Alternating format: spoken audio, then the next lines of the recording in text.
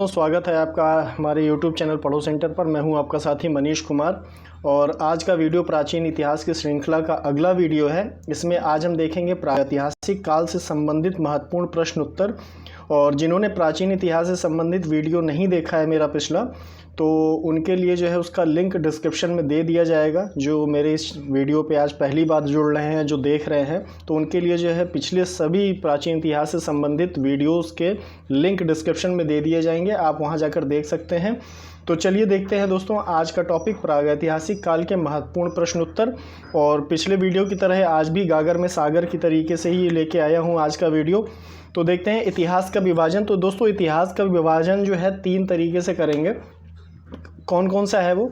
तो प्रागैतिहासिक काल, आद्य ऐतिहासिक काल और ऐतिहासिक काल।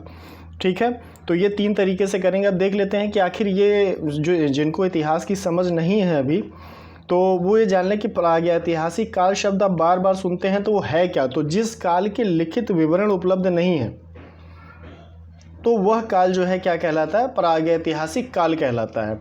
तो आदिमानव काल से जब हम सभ्यता की ओर धीरे धीरे बढ़ रहे थे, तो जैसे भीमबेटका की गुफाओं को आप ले लें, या जो चित्रित गुफाएं हैं जो प्रागैतिहासिक काल से संबंध रखती हैं, तो उस समय किसी लिपि का या लिखावट का कोई आविष्कार नहीं हुआ था या ज्ञान नहीं था। तो वो सिर्फ चित्रों के माध्यम से अपनी भावनाओं को, अपनी बातों को व्यक्त करते थे। तो आज वही जो है भारत में संरक्षित किए जाते हैं, जो गुहा चित्रलेख के माध्यम नाम से आपने जाना होगा उनके बारे में। भीमबेटका की गुफाएं इसका सबसे अच्छा उदाहरण है। तो प्रागैतिहासिक काल क्या है? जिसमें लिखित विवरण उपलब्ध नहीं है, वह काल प्रागैतिहासिक काल कहलाता है। ठीक है, दूसरा आ जाता है आद्य ऐतिहासिक काल। आद्य ऐतिहासिक काल जो है जिस काल के लिखित विवरण तो उपलब्ध हैं, किंतु उनको पढ़ा नहीं जा सकता। जैसे सिंधु घाटी सभ्यता की जो लिपियां हैं, उनको पढ़ने का बहुत प्रयास किया गया, आज भी रिसर्च चल रहा है, तो उनको पढ़ा नहीं जा सका है। तो उनकी अपनी लिपि थी, वो लिखते थे, चूँकि नगरीय सभ्यता थी, तो वो लिपि तो है लेकिन पढ़ा नहीं जा सका। तो उसको किस में रखेंगे? आद्य ऐतिहासिक काल में। ये नंबरिंग गलत है, 1 2 3 होना चाहिए। तीसरा आ जाता है ऐतिहासिक काल। ऐतिहासिक काल का लिखित विवरण जहाँ उपलब्ध हो, जैसे अभी मैंने पिछले वीडियो में आपको बताया था कि किस तरीके से स्रोतों में कि यात्री आते गए, या फिर भारत के अपने लोगों ने, वे विद्वानों ने, या फिर धर्म ग्रंथों में, वेदों में, ये सब जो है लिखित प्रमाण उपलब्ध हैं ऐतिहासिक घटनाक्रम के। तो ये जो है ऐतिहासिक काल कहलाएगा। ठीक है, तो इतिहास के विभाजन आपको समझ में आ गया। अब आगे बढ़ते हैं। तो पाषाण काल, तो उसको देखेंगे। इससे पहले आप ये जान लीजिए कि प्रागैतिहासिक काल का भी विभाजन 3 तरीके से होता है। तो एक हो जाएगा पूरा पाषाण काल, एक हो जाएगा मध्य पाषाण काल, एक हो जाएगा नव पाषाण काल। पैलियोलिथिक एज, और उसके बाद में मीजोलिथिक एज और नियोलिथिक एज। ये 3 जो है विभाजन होंगे प्रागैतिहासिक काल के। तो उसी के बारे में हम प्रश्नोत्तर रूप में इन तीनों कालों को देख लेंगे। उसके बाद अगले चैप्टर पे हम चलेंगे, एक ही वीडियो में आज ये पूरा कंप्लीट कर लेंगे। तो पहला प्रश्न क्या है कि आग की खोज किस काल में हुई थी? तो आग की खोज हुई थी पूरा पाषाण काल में। ठीक है, पूरा पाषाण काल का मतलब हो गया पैलियोलिथिक एज, जो सबसे पहला चरण रहा। इसके और भी फैक्ट देख लेते हैं कि पूरा पाषाण काल प्रागैतिहासिक युग का वह समय है जब मानव ने पत्थर के औजार बनाना आरंभ किया।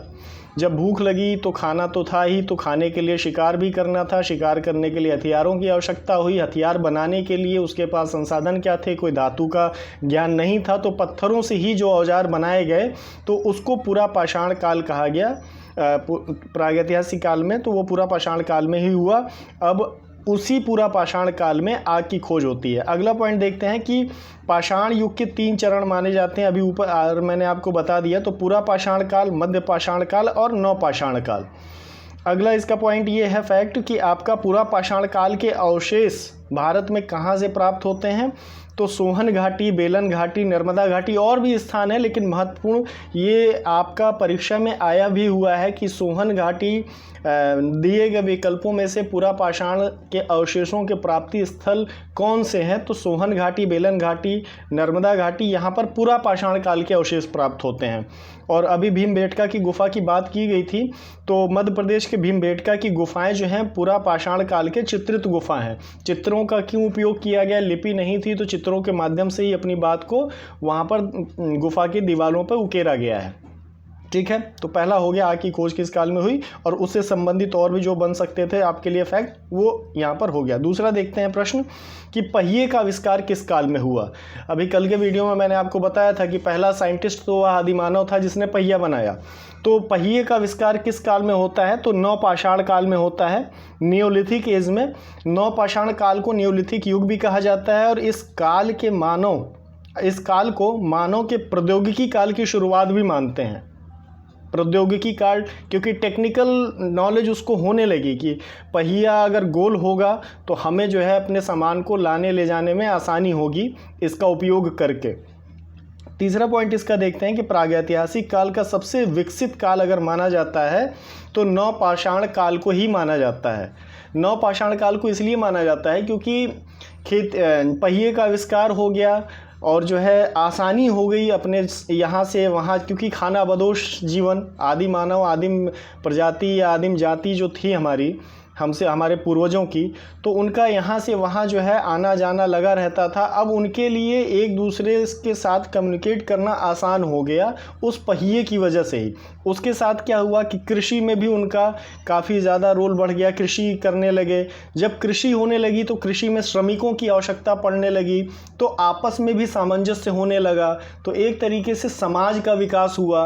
तो जो ग्रामीण नवपाषाण काल को महत्वपूर्ण इसलिए माना जाता है क्योंकि पहिया बना, पहिए से जो है उनके जीविकोपार्जन में आसानी आई और उनके आपस के संबंधों में जो है मिलने जुलने में भी काफ़ी तरक्की हुई, और जिसकी वजह से वो कृषि की तरफ भी आकर्षित हुए। अब वो सिर्फ और सिर्फ शिकार पर निर्भर नहीं थे। और जब कृषि की तरफ आते हैं तो कृषि में भी आपको पता है अच्छे से कि ज़्यादा से ज़्यादा मेहनत की ज़रूरत पड़ती है, लोगों की मजदूरी की ज़रूरत पड़ती है। तो उसके लिए क्या हुआ कि आपस में सामंजस्य भी स्थापित होने लगा, जिससे ग्रामीण सभ्यता का विकास होता है। तो नवपाषाण काल से ही एक समुदाय की भावना आ जाती है। समुदाय की सबसे विशेष भावना यह है कि एक निश्चित क्षेत्र और हम की भावना, तो ये मैं से हम में परिवर्तित होता है नवपाषाण काल से मानव सभ्यता। ठीक है, अगला पॉइंट देखते हैं कि इस काल में शिकार के साथ साथ कृषि का भी प्रचलन बढ़ा। ये ऊपर मैं आपको बता ही चुका। और आखिरी पॉइंट है इस प्रश्न का कि नवपाषाण काल के अवशेष संपूर्ण भारत में मिले। पहिया देखिए कितना काम कर रहा है यहाँ पे, कि जो एक निश्चित क्षेत्र में रहते थे, अब इसी पहिए ने लोगों को पूरा पश्चिम उत्तर दक्षिण मिलना जुलना शुरू कर दिया। जब हम आधुनिक भारत पढ़ेंगे तब उसमें देखेंगे कि 1857 की क्रांति जो है और उसके बाद जो रेल का यहाँ पर चलन शुरू हो जाता है, तो किस तरीके से जो ये भारत का स्वतंत्रता संग्राम रहा और भारत में विविधता में एकता की जो भावना रही, उसमें उस रेल का भी काफ़ी योगदान था। जब हम आधुनिक भारत पे आएंगे तो देखेंगे। तो नवपाषाण काल के अवशेष जो है संपूर्ण भारत में मिले, जैसे कश्मीर के बुर्जहोम में। ये प्रश्न कई बार आया है कि बुर्जहोम नवपाषाण कालीन स्थल बुर्जहोम कहाँ है, तो कश्मीर में है। और कश्मीर में एक और है गुफ कराल, अभी पूछा नहीं गया है लेकिन भविष्य में कभी पूछा जा सकता है परीक्षा में कि नवपाषाण कालीन स्थल गुफ कराल कहाँ है, तो आपका जम्मू कश्मीर में है।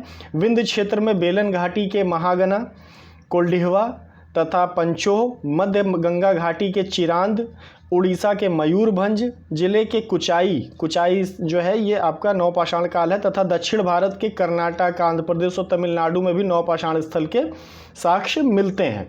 तीसरा प्रश्न देखते हैं कि मानव ने सबसे पहले किस जीव को पालतू बनाया, तो कुत्ते को पालतू बनाया। कुत्ते को पालतू बनाने के पीछे वफादारी देखिए प्राचीन समय से है, मानव सभ्यता से कुत्तों की वफादारी आपको देखने को मिल जाएगी। आप इस चित्र में देखें, ये जो है भीमबेटका की गुहा पे उकेरे गए चित्र हैं, तो इसमें आपको दिखेगा कि एक व्यक्ति है, एक शिकार के लिए आया हुआ है और उसके पीछे ये कुत्ते उसका साथ दे रहे हैं उस व्यक्ति का, उस शिकार को घेरने के लिए। तो इसीलिए कुत्ते को वफादार बनाने में, कुत्ते की वफादारी से और कुत्ते को पालतू बनाना मनुष्य के लिए, आदि मानवों के लिए या तत्कालिक हमारे पूर्वजों के लिए आवश्यक हो गया था, क्योंकि उनको इससे शिकार में आसानी होती थी। वो शिकार करने जब भी जाते थे तो इन कुत्तों के माध्यम से उनको मदद मिलती थी। तो सबसे पहले किसी जीव को अगर पालतू बनाया है मनुष्य ने तो गाय को नहीं, गाय का उल्लेख आता है वैदिक काल से। तो सबसे पहले अगर हम प्रागैतिहासिक काल की बात करेंगे तो सबसे पहले कुत्ते को पालतू बनाया गया। तो कुत्ते को पालतू बनाना कोई आज का प्रचलन नहीं है, जब से मानव सभ्यता है तब से है। आगे देखते हैं, चौथा प्रश्न है ये, इसमें आपको 3 प्रश्न मिलेंगे। तो चौथा प्रश्न है कि मनुष्य द्वारा प्रयोग किया गया प्रथम धातु कौन सी थी? तो तांबा थी, लोहा नहीं थी। लोहा आपको उत्तर वैदिक काल में मिलता है, लोहे का प्रयोग, वो उत्तर वैदिक काल में आएंगे तो देखेंगे। तो सबसे पहले तांबा मिलता है, तभी ताम्रयुग बोला जाता है इसको। 5वां प्रश्न है कि मानव द्वारा बनाया गया प्रथम हथियार कौन सा था? तो कुल्हाड़ी थी, पत्थर की कुल्हाड़ी। कुल्हाड़ी से भी संबंधित अभी और भी प्रश्न आपको मिलेंगे। फिलहाल मानव द्वारा बनाया गया प्रथम हथियार जो था वो कुल्हाड़ी थी। सर्वप्रथम कुल्हाड़ी के साक्ष्य किस स्थान से प्राप्त होते हैं? तो अतिरंपकम से प्राप्त होते हैं। और ये अतिरंपकम है कहाँ? तो तमिलनाडु के चेन्नई से 60 किलोमीटर दूर स्थित है। मैप में आप देखेंगे कि जो रेड पॉइंट है यहीं पर जो है तटीय क्षेत्र में ये अतिरंपकम है। तो ये 6वां क्वेश्चन हो गया। आगे देखते हैं 7वां क्वेश्चन कि प्राचीनतम अन्न उत्पादक स्थल मेहरगढ़ वर्तमान में किस देश में स्थित है?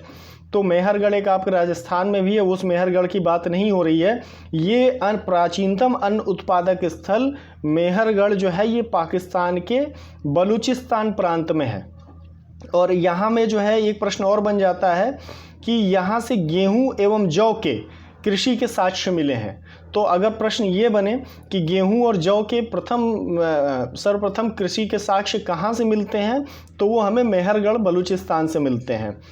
और अगला प्रश्न ये भी बन सकता है कि मेहरगढ़ किस नदी के किनारे स्थित है? तो मेहरगढ़ जो है बलूचिस्तान में बोलन नदी के किनारे स्थित है। अगला प्रश्न ये भी बन सकता है कि इस मेहरगढ़ की खोज 1974 में किसके द्वारा की गई या कब की गई? तो 1974 में की गई, यानी कि हमारे भारत देश से अलग हो, पाकिस्तान के अलग होने के बाद खोज हुई थी। और फ्रांसीसी जियोलॉजिस्ट पुरातत्ववेत्ता थे जीन फ्रांसवा जारीगे और इनकी पत्नी, इन दोनों ने मिलकर के इस मेहरगढ़ को खोजा था। आप इमेज में देख सकते हैं कि मेहरगढ़ का ये चित्र है जो खुदाई में प्राप्त मिला। और एक विशेषता और आप मेहरगढ़ की जान लीजिए कि हड़प्पा से के काफ़ी नज़दीक स्थित है। तो हड़प्पा सभ्यता, चूँकि प्रागैतिहासिक काल की हम बात कर रहे हैं, इसके बाद आपकी सिंधु घाटी सभ्यता और हड़प्पा सभ्यता आती है। तो मेहरगढ़ जो है, मेहरगढ़ के जो आवास आपको देखने को मिलेंगे, जो रहवास मिलेगा, वो हड़प्पा से कुछ मिलता जुलता है। तो मेहरगढ़ को हड़प्पा सभ्यता और प्रागैतिहासिक सभ्यता के बीच की संक्रमण अवस्था माना जाता है। ये यूपीएससी के लिहाज से आपके लिए बहुत बड़ा फैक्ट हो सकता है कि अगर संक्रमण की बात की जाए, यानी कि दोनों के बीच की स्थिति थी यहाँ की सभ्यता की, मेहरगढ़ की, कि थोड़े दिनों बाद ही ये हड़प्पा सभ्यता में कन्वर्ट हो जाते हैं। ठीक है, तो ये 7वां प्रश्न हो गया। आगे देखते हैं 8वां कि चावल की खेती के प्राचीनतम साक्ष्य कहाँ से प्राप्त होते हैं? तो कोल्डिहवा एवं महागरा से। तो कोल्डिहवा आपको प्रश्नों में बार बार मिला होगा, ये प्रश्न कई बार परीक्षाओं में आए हैं, लेकिन महागरा अभी तक जो है पूछा नहीं गया है। फिलहाल मैंने तो नहीं देखा है, लेकिन अगर पूछा जाए, थोड़ी सी वैरायटी चेंज कर दी अगर परीक्षक ने पेपर बनाने में, तो कोल्डिहवा को हटा करके महागरा कर दिया, तो आप सोचते रह जाएंगे कि हर बार तो कोल्डिहवा लगाते थे, इस बार तो कुछ अजीब ही प्रश्न आया, लगता है ये क्वेश्चन गलत है। तो गलत नहीं होगा वो क्वेश्चन, वो सही होगा, क्योंकि विकल्प में महागरा जरूर होगा। और ये है कहाँ? तो ये आप प्रयागराज, आप ये उत्तर प्रदेश के निचले भाग का देखेंगे, मध्य प्रदेश और उत्तर प्रदेश की सीमा पे है। हालांकि ये उत्तर प्रदेश की बाउंड्री के अंदर ही ये स्थान आता है। तो इसका फैक्ट और देख लेते हैं। कोल्डिहवा एवं महागरा दोनों स्थल 9 पाषाणकालीन स्थलों में से एक हैं तथा यह दोनों उत्तर प्रदेश के प्रयागराज जिले के देवघाट गांव में बेलन नदी की घाटियों में स्थित हैं। बेलन नदी की घाटियों में स्थित हैं और ये मध्य प्रदेश और उत्तर प्रदेश की सीमा पर, उत्तर प्रदेश की सीमा में स्थित हैं। और एक बात का और ध्यान रखिएगा कि यहाँ से घोड़े की अस्थियाँ भी, हड्डियाँ भी प्राप्त हुई हैं। तो ये 8वां क्वेश्चन हो गया। आगे देखते हैं कि पुरापाषाण औजारों की खोज सर्वप्रथम कब और किसने करी थी? जो पुरापाषाण काल के पत्थर के औजार मिले आपको, वो जो है हम लोगों को मिले, उसकी खोज कब और किसने की थी? तो ये 1863 ईस्वी में रॉबर्ट ब्रूस फुट ने की थी। ये नाम बहुत ही महत्वपूर्ण है, यहाँ आप इमेज में देख सकते हैं, उनकी मैंने पिक भी लगा रखी है। और यहाँ पर देख लेते हैं उनके बारे में, रॉबर्ट ब्रूस फुट जी के बारे में। तो रॉबर्ट ब्रूस फुट एक ब्रिटिश भूविज्ञानी, जियोलॉजिस्ट एवं पुरातत्वविद थे। भारतीय पुरातत्व में उनके योगदान के लिए उनको भारतीय प्रागैतिहासिक का जनक, प्रागैतिहासिक नहीं होगा, प्रागैतिहास का जनक कहा जाता है। कि जिसके बारे में हमें इन्होंने अपनी खोजों से बताया कि भारत की प्राचीनता कितनी है और भारत के प्राचीन लोगों की जीवन शैली क्या थी, इसके बारे में रॉबर्ट ब्रूसफुट ने बताया। इन्हें 1887 में भारतीय भूवैज्ञानिक सर्वेक्षण जियोलॉजिकल सर्वे ऑफ इंडिया का निदेशक बनाया गया था और 1863 ईस्वी में 1863 में इन्होंने भारत में पूरा पाषाणिक हथियार एक पत्थर की कुल्हाड़ी को खोजा था। तो पत्थर की कुल्हाड़ी जो है किसने खोजा, तो इन्होंने खोजा था, रॉबर्ट ब्रूसफुट ने। और वो अभी पीछे प्रश्न हमने देखा था तो कुल्हाड़ी की बात हो रही थी कि सर्वप्रथम किस हथियार की बात हुई, तो वो पहली बार यही बताया था रॉबर्ट ब्रूसफुट ने कि सबसे पहला अगर मनुष्य ने कोई हथियार बनाया तो कुल्हाड़ी बनाई थी। और एक और तथ्य इनसे संबंधित है कि रॉबर्ट ब्रूसफुट की मृत्यु जो है 1912 में कोलकाता में हुई थी और इनका जो स्मारक है वो तमिलनाडु का एक स्थान है यरकौड, वहाँ पर बनाया गया है। तो इनकी समाधि भी आपको भारत में ही मिलेगी। कुछ अच्छे अंग्रेज़ भी रहे जिन्होंने हमारा शोषण ही नहीं किया बल्कि यहाँ पे काफ़ी एकेडमिक काम किए और हमारे लिए काफ़ी अच्छी अच्छी चीज़ें ईजाद करी। तो इनका स्मारक तमिलनाडु में है, यरकौड में।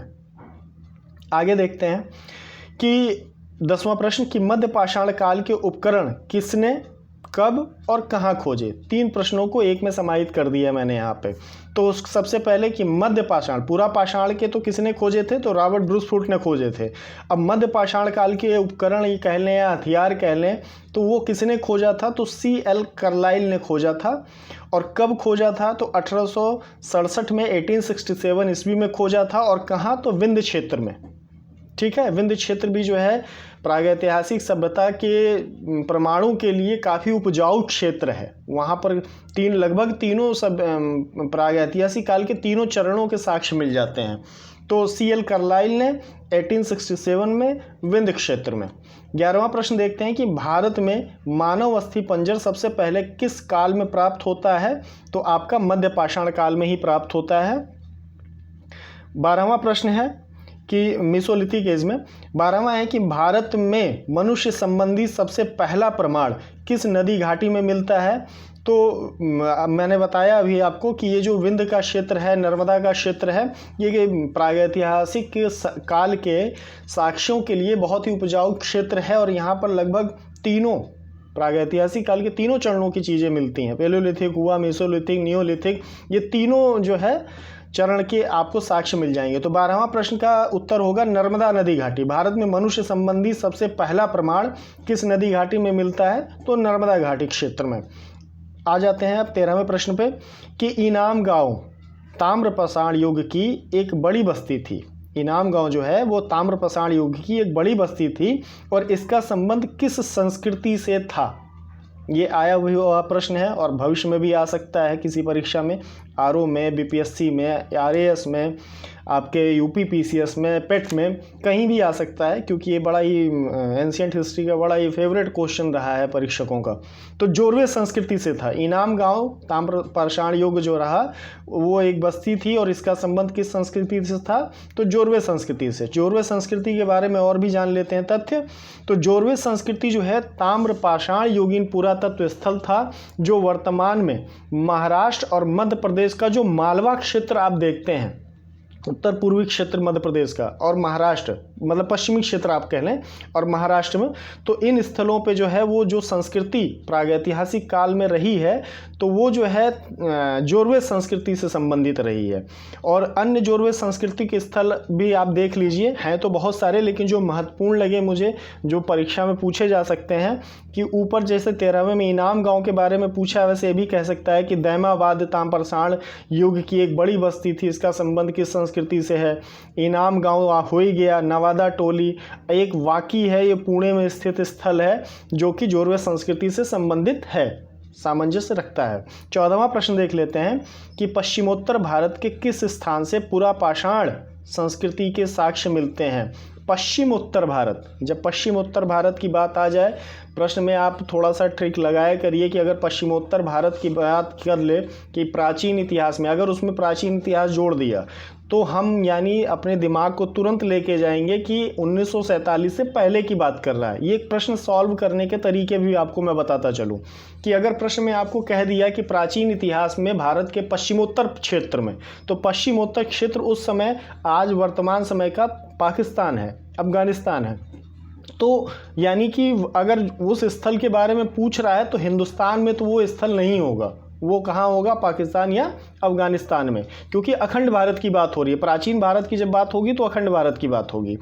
तो वही है 14वां प्रश्न कि पश्चिमोत्तर भारत के किस स्थान से पुरा पाषाण संस्कृति के साक्ष्य मिले हैं, तो वो है सोहन घाटी क्षेत्र। सोहन घाटी क्षेत्र के बारे में देख लेते हैं कि सोहन घाटी क्षेत्र जो है वो पाकिस्तान के पंजाब प्रांत में सोहन नदी के किनारे स्थित है। ठीक है, ये प्रश्न ज्योग्राफी का भी बन गया कि सोहन नदी कहाँ है, तो पाकिस्तान के पंजाब प्रांत में सोहन नदी बहती है। और इस संस्कृति को एक और नाम से बुलाया जाता है चॉपर चॉपिंग पेबल संस्कृति। ठीक है, क्योंकि यहाँ जो है ये सोहन नदी के किनारे के जो पत्थर थे पानी के बहाव से, तेज बहाव से चिकने एवं धारदार हो जाते थे, तो उनका हथियार बनाना आसान होता था कि बस उसमें छेद किया और एक लकड़ी का बेंट लगा दिया तो वो कुल्हाड़ी बन गई, या तो फिर उसको सीधा सीधा रख लिया, छुरा बन गया, चाकू बन गई। क्योंकि पानी के बहाव से पत्थर काफ़ी नुकीले हो जाते थे और धारदार हो जाते थे, और वो जो पानी के बहाव से जो नुकीले और धारदार पत्थरों को कहा जाता था पेबुल। और पेबुल के बाद जो है चॉपर कहेंगे, ये इंग्लिश के शब्द हैं, अंग्रेजी के। तो चॉपर जो है वो बड़े आकार के जो पेबुल होते थे, पेबुल छोटे आकार के हथियार होते थे जिनसे चाकू छुरी बन सकती थी। ऐसे पत्थर जो नदी के बहाव से धारदार हो जाते थे, छोटे आकार के होते थे तो उनको पेबुल कहते थे, और जब वो बड़े आकार के होते थे तो उनको चॉपर कहते थे। और जब ये दोनों हथियार काटने के लिए बनाए जाते थे तो ये चॉपिंग शब्द यहाँ से ऐड हो जाता है, तो इसलिए इस संस्कृति को चॉपर चॉपिंग पेबुल कल्चर भी कहते हैं। ठीक है, तो 14वां प्रश्न हो गया। आगे देखते हैं 15, क्वेश्चन नंबर 15। तो भारत के सबसे पुराने ज्ञात मध्य पाषाणकालीन स्थल सराय नाहर राय, महादाहा तथा दमदमा उत्तर प्रदेश के किस जिले से संबंधित हैं? कौन कौन से? सराय नाहर राय, महादाहा तथा दमदमा उत्तर प्रदेश के किस जिले से संबंधित हैं? तो प्रतापगढ़ से। ठीक है, अब आगे देख लेते हैं। यूपी आरओ के लिए महत्वपूर्ण है, ध्यान दीजिएगा, पेट के लिए भी महत्वपूर्ण है, यूपी पीसीएस के लिए भी महत्वपूर्ण है। और पूछने की बात है तो प्राचीन इतिहास के प्रागैतिहासिक काल का प्रश्न है, तो किसी भी स्टेट में पूछा जा सकता है। तो आगे देख लेते हैं सराय नाहर के बारे में। सराय नाहर राय जो है प्रतापगढ़ जनपद के गोखुर झील के किनारे पर स्थित है, और इसकी खोज किसने की थी? महत्वपूर्ण है, केसी ओझा ने की थी। जो प्रतापगढ़ और आपका जो है इलाहाबाद यानी कि प्रयागराज जिला वर्तमान में, इस क्षेत्रों की जो भी खुदाई हुई या फिर जो भी खोज हुई प्रागैतिहासिक काल की, ऐतिहासिक काल की, तो उसमें ज़्यादातर योगदान इलाहाबाद विश्वविद्यालय, इलाहाबाद यूनिवर्सिटी का रहा है। तो श्री केसी ओझा जी भी इलाहाबाद विश्वविद्यालय से संबंधित हैं, जिन्होंने सराय नाहर राय की खोज की थी। यहाँ से 11 मानव समाधियाँ तथा 18 गर्त प्राप्त हुए। ठीक है, और एक और विशेषता इसकी देख लीजिए, अगला पॉइंट, कि यहाँ नहीं होगा, यहाँ पर 2 पुरुष एवं 2 स्त्रियों को एक साथ दफनाए जाने का प्रमाण मिलता है। तो अगर ये प्रश्न बन जाए कि मध्य पाषाणकालीन वह स्थल जहाँ 2 पुरुष एवं 2 स्त्रियों को एक साथ दफनाए जाने का या संयुक्त शवाधान का साक्ष्य मिलता है, तो वो कहाँ है? तो सराय नाहर राय। और यहाँ पर जो समाधियाँ बनती थीं वो आवास के क्षेत्र के, आवास के अंदर बनती थी।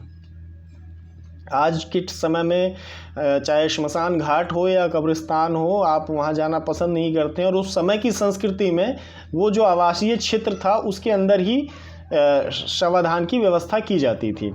दूसरा जो है आया था महादहा यहाँ से की भी एक विशेषता है कि यहाँ पर मध्य पाषाणकालीन स्थलों में सर्वाधिक 28 कंकालों की प्राप्ति हुई है। तो अगर प्रश्न ऐसे बन जाए कि वह मध्य पाषाणकालीन कौन सा स्थल है कि जहाँ पर सर्वाधिक मानव कंकालों की प्राप्ति हुई है, या फिर नंबर ही दे दे कि 28 मानव कंकालों की प्राप्ति हुई है, तो वह है महादहा कहाँ है? उत्तर प्रदेश के प्रतापगढ़ जिले में। यहाँ पर एक युगल एक एकल, यहाँ माफ़ करिएगा, यहाँ पर एकल यानी कि किसी एक व्यक्ति के जो है समाधि शवाधान, युगल यानी कि दो लोगों को एक साथ दफनाने की, या सामूहिक मतलब कि कई लोगों को एक साथ दफनाने, इन तीनों प्रकार के शवाधान की व्यवस्था देखने को मिलती है। तो अगर ये प्रश्न भी बन जाए कि कौन सा वह मध्य पाषाणकालीन स्थल है जहाँ पर एकल, युगल और संयुक्त शवाधान की व्यवस्था देखने को मिलती है, तो है महादह, और ये कहाँ है? उत्तर प्रदेश के प्रतापगढ़ में। 16वां प्रश्न देखते हैं कि किन मध्य पाषाणकालीन स्थल से पशुपालन के प्राचीनतम साक्ष्य मिले हैं। ठीक है, पशुपालन के प्राचीनतम साक्ष्य कहाँ से मिलते हैं? मध्य पाषाणकालीन स्थल, ये मध्य पाषाण की काल की बात हो रही है, मेसोलिथिक एज की। तो बागौर कहाँ है? राजस्थान में। यह राजस्थान के भिलवाड़ा जिले में स्थित है और यह मध्य पाषाण काल का सबसे बड़ा स्थल है। प्रश्न ये भी बन सकता है कि मध्य पाषाण काल के वह स्थान जो मध्य पाषाण काल का सबसे बड़ा स्थल था, निम्न में से कौन है? तो उसमें कई विकल्पों में आपको बागौर भी मिलेगा, तो बागौर सही उत्तर होगा। दूसरा है कि आदमगढ़, मतलब ये जहाँ से प्राचीनतम साक्ष्य मिले हैं तो वो दो स्थान हैं, सबसे बड़ा तो आपको बागौर हो गया, दूसरा है आदमगढ़। आदमगढ़ कहाँ है? तो मध्य प्रदेश में। यह मध्य प्रदेश के होशंगाबाद जिले में स्थित है और यहाँ की पहाड़ियों पर चट्टानों के आवास तथा शैल चित्रकला के साक्ष्य भी प्राप्त होते हैं। मध्य भारत जो है प्रागैतिहासिक काल के लिए उपजाऊ क्षेत्र है, जो है ये बार बार मैं आपको बता रहा हूँ। तो 17वां देख लेते हैं प्रश्न कि बिहार में स्थित वह नवपाषाणकालीन स्थल कौन सा है जहां हड्डी के उपकरण प्राप्त होते हैं। अभी तक हम क्या देख रहे थे? पत्थर के उपकरण, अब हड्डी के उपकरणों की बात की जाती है। तो ये कहाँ है? और ये बिहार में है। और अगर यही पूछ ले कि चिरांद नवपाषाणकालीन स्थल चिरांद भारत के किस राज्य में स्थित है, तो वो बिहार में है और ये बिहार के सारण जिले में स्थित है। और इसकी एक और विशेषता जान लीजिए कि बुर्जहोम के बाद, बुर्जहोम यानी कि कश्मीर का जो स्थल रहा नवपाषाणकालीन स्थल, तो बुर्जहोम के बाद चिरांद ही, एहसानो गलत टाइपिंग आज भी है, माफ़ी चाहता हूँ, चिरांद ही ऐसा स्थान है कि जहाँ पर भारी मात्रा में नवपाषाणकालीन उपकरण प्राप्त हुए हैं। इसको आप सही कर लीजिएगा अगर आप नोट डाउन कर रहे हैं। तो बुर्जहोम के बाद चिरांद ही ऐसा नवपाषाणकालीन स्थल है कि जहाँ पर, यानी कि अगर पूछ ले प्रश्न यही बन जाए कि सबसे ज़्यादा नवपाषाणकालीन स्थल किस स्थान से नवपाषाणकालीन उपकरण किस स्थान से प्राप्त हुए हैं, तो वो होगा आपका बुर्जहोम। अगर ये पूछ ले कि बुर्जहोम के बाद सर्वाधिक नवपाषाणकालीन उपकरण किस स्थान से प्राप्त होते हैं, तो वो होगा आपका चिरांद। अगला देखते हैं कि यहाँ से प्राप्त हड्डियाँ, गेहूं की बालियां तथा पत्थर के औजारों से यह पता चलता है कि यहाँ लोग कृषि, पशुपालन एवं शिकार पर निर्भर थे। यानी वो कृषि भी करते थे, पशु भी पालते थे और शिकार भी करते थे। भाई अगर पशुओं की हड्डियां मिली हैं तो दो ही वजह हो सकती है, या तो उनके स्वयं के पशु होंगे जो मर जाते होंगे और उनको या तो दफना देते होंगे, या तो वो पड़े पड़े वहीं पे उनके ऊपर धीरे धीरे उनके ऊपर मिट्टियां पड़ गईं तो वो अवशेष हड्डियों के मिल गए, या तो दूसरा कारण ये हो सकता है कि वो शिकार करते होंगे, मांस खा लेते होंगे और हड्डियाँ वहीं पर रह जाती होंगी, जिससे उन पे धीरे धीरे उन पे भी मिट्टियाँ पड़ गई। तो पशुओं की जब हड्डियाँ प्राप्त होती हैं तो उससे दोनों अनुमान लगाए जाते हैं। इतिहास की विशेषता जान लीजिए कि जब भी जहाँ भी जिस सभ्यता की प्राप्ति होती है वहाँ अगर पशुओं की अस्थियाँ प्राप्त हुई तो ये माना जाता है कि या तो शिकार हुआ होगा, मतलब खाने योग्य पशुओं के, ऐसा नहीं कि भाई अब कुत्ता मिला है तो पालतू बनाया गया होगा, ये एक आकलन लगाया जाता है।